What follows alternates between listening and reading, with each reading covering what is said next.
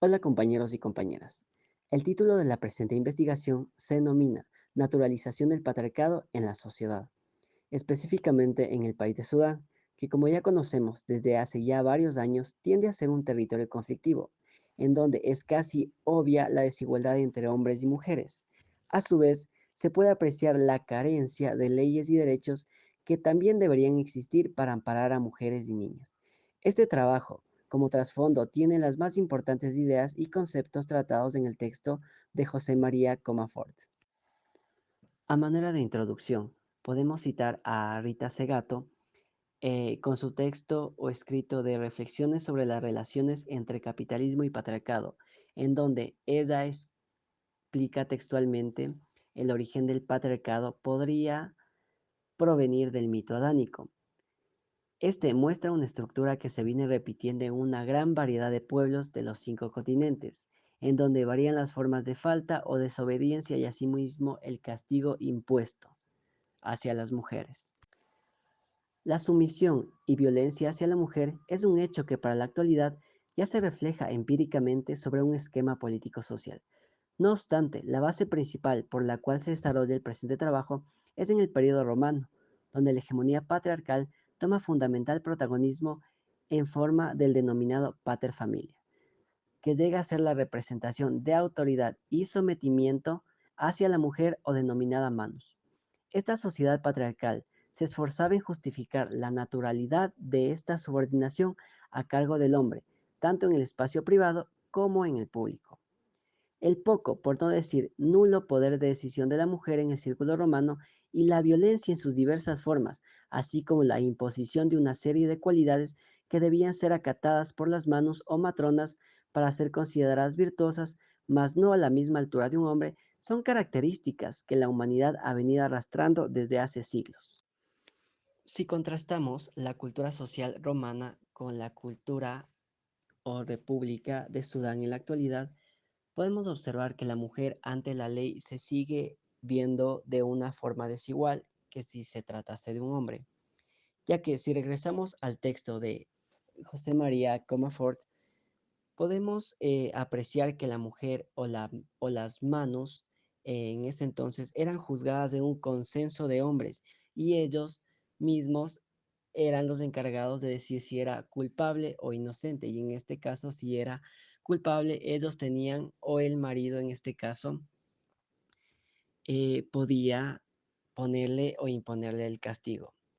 A manera de subordinación actual, de un ejemplo, las mujeres viudas, solteras o sin familia son privadas del acceso o control sobre una tierra. Su no dependencia hacia un hombre las convierte en extranjeras ante los tribunales. Con lo que respecta al matrimonio, en la actual República de Sudán, la ley sostiene que la mujer siempre debe obedecer a su marido y que éste puede divorciarse de ella formulando una simple frase, mientras que una mujer tiene que pedir permiso para poder divorciarse de su marido, añadiendo el hecho de que la poligamia es legal en Sudán. Por otro lado, las mujeres tienen prohibido también viajar sin el permiso de sus familiares de sexo masculino. Tanto en Sudán como en otros países en la actualidad a lo largo del mundo, se puede apreciar lamentablemente la poca importancia y valor que se tiene sobre el género femenino, en este caso en particular sobre las niñas. En Sudán del Sur, un país desgarrado por la guerra y golpeado por la hambruna, para muchas familias, entregar a las niñas en matrimonio es una forma de intentar salir adelante, una boca menos que alimentar y un dote de dinero o ganado a cambio de la joven esposa puede aumentar sus posibilidades de supervivencia. Pero esta práctica tiene efectos devastadores en el bienestar y el futuro de las niñas. Aparte de esto, vender niñas en matrimonio a cambio de vacas es una práctica común entre la tribu de los Murle de Sudán del Sur, ya que muchos viven de la ganadería y las vacas son una fuente de riqueza y estatus social. Bien, hablaremos ahora de la organización familiar en Sudán.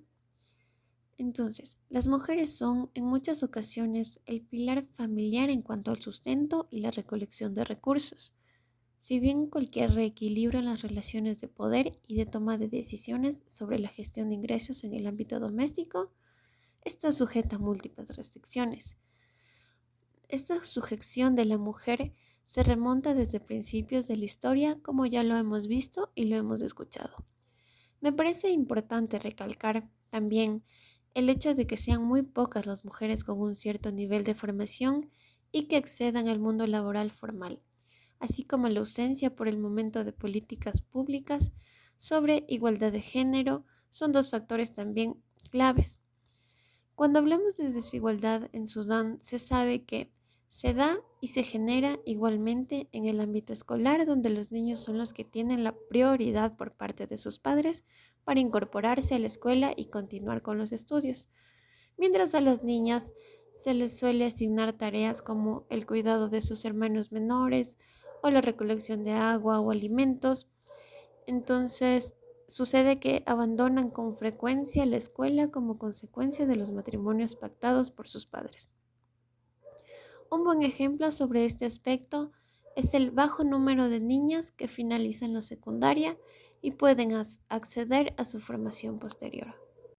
Asimismo, el derecho estatuario es un hecho difícil de alcanzar para las mujeres en Sudán, y que si hablamos de política sabemos que a lo largo de la historia este es uno de los ámbitos más complicados de conquista para la mujer. Con el ejemplo de la mujer en Sudán, tenemos claro que esta posición sigue siendo una problemática. Por otra parte, en Sudán del Sur, miles de mujeres han tenido que soportar violación o agresión sexual, pérdida de sus hogares, necesidad de salir a buscar comida, lucha por la supervivencia de su familia, y todo esto a consecuencia de la guerra. Además, el estigma social es tan severo que muchas personas deciden no pedir ayuda por la vergüenza. La violencia sexual destruye comunidades y rompe lazos familiares. Con esto, es preciso agregar este aspecto que claramente se nos ha impuesto a las mujeres, y es el interiorizar psicológicamente la vergüenza de un abuso sexual. Ahora hablaremos de las relaciones de subordinación y dependencia. Como primer subtema tenemos el adulterio en Sudán. La ley sobre el adulterio también es discriminatoria contra la mujer. Mientras puede ser acusado del mismo modo un hombre que una mujer, las mujeres son mucho más susceptibles de ser acusadas por adulterio y a ser castigadas bajo esta ley. En la mayoría de casos, la mínima sospecha de que una chica o una mujer está envuelta en una conducta de este tipo puede acarrearle severas consecuencias por parte de su familia, incluyendo el asesinato, el maltratamiento físico, el abandono y las restricciones a la libertad de movimiento.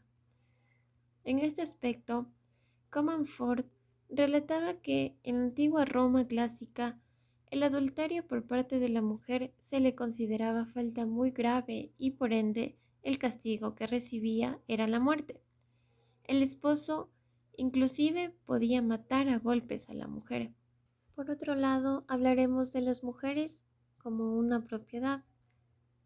Las leyes tradicionales de Sudán tratan a las mujeres como una propiedad que compran los hombres al padre de la chica en caso de fallecimiento del marido. Ellas son herederas por otro hombre, miembro de la familia del fallecido. Las chicas tienen menos acceso que los chicos a la educación a causa de la práctica discriminatoria habitual de casarse a edades muy tempranas. La tradición de pagar una dote también sigue vigente en Sudán y se llama el MAR. La OMCT está muy preocupada por este hecho, ya que la práctica de pagar el MAR puede llevar a prácticas violentas contra la niña y refuerza la percepción de que el marido y su familia han comprado a la niña y que están autorizados a tratarla como ellos crean convenientes. El MAR es una cantidad de dinero o bienes que por lo general es una combinación de ambos. La mutilación genital femenina, o como lo dicen sus siglas, MGF, es una costumbre bastante extendida en Sudán. Se estima que se ha practicado la infibulación al 89.2% de las mujeres, y esta es la forma más dura de mutilación genital femenina. La MGF conlleva serios problemas físicos y psicológicos tanto para las niñas como para las mujeres. ya que el alto nivel de infección del virus del SIDA es otro problema importante en Sudán. Como resultado del uso de cuchillas sucias y agujas y material no esterilizado para la sutura de puntos. En Sudán, las estadísticas más recientes muestran que el índice de mortalidad en los partos es de 550 de cada 10.000 partos y que una de las razones principales de ellos es la mutilación genital femenina y las complicaciones que conlleva. Las niñas a las que no se les ha practicado la infibulación son ridiculizadas por las otras niñas que han pasado por este proceso. Les llaman sucias y a veces no se les permite rodearse de las otras niñas. Este tema correlacionado a la antigua Roma, en donde el padre podía matar a su hija si llegaba a descubrir que ésta perdió la virginidad. Podemos decir que la sujeción de la mujer, incluso en su propia sexualidad, ha sido una imposición que se ha ido transformando hasta la actualidad, pero no ha desaparecido, como lo vemos en el caso de la mujer en Sudán y en otras regiones. Por último, queremos agradecerles por la atención prestada. Esta ha sido la presentación del Grupo 7. Muchas gracias.